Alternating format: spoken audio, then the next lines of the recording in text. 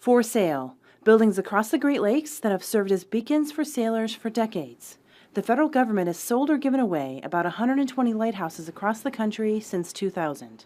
To me, this is still based on my grandparents, and I think of roots here.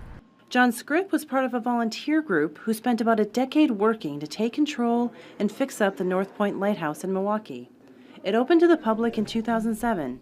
Since then, more than 80,000 people have come through it. This was built in 1854. The light was lit in 1855.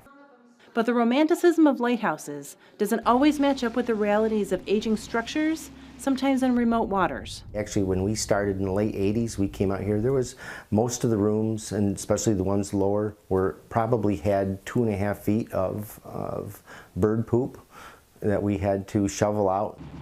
The Port Austin Lighthouse in Lake Huron had been abandoned in the 50s, left to scavengers, vandals, and gulls. Volunteers started restoring it in the mid-1980s. We all never thought more than a year or two ahead that all the projects that we had, and now here we are, 30 years later. The nonprofit that now owns it expects it will be another 3 years and more than $2 million before they can open it to the public. It's a journey the city of Port Washington is just about to start. The National Park Service recently selected it to become steward of the 81-year-old lighthead. It's been resounding, and people want this to be locally controlled, locally owned. The city is waiting on final approval from the U.S. General Services Administration, but plans to soon start fundraising for the expected $1.5 million in repairs, including new windows and exterior painting. The challenge of bringing a lighthouse back to life. Worth it to enthusiasts. I can see that we'd have this for, coming generations to enjoy.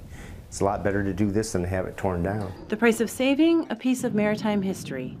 Carrie Antelfinger, Associated Press.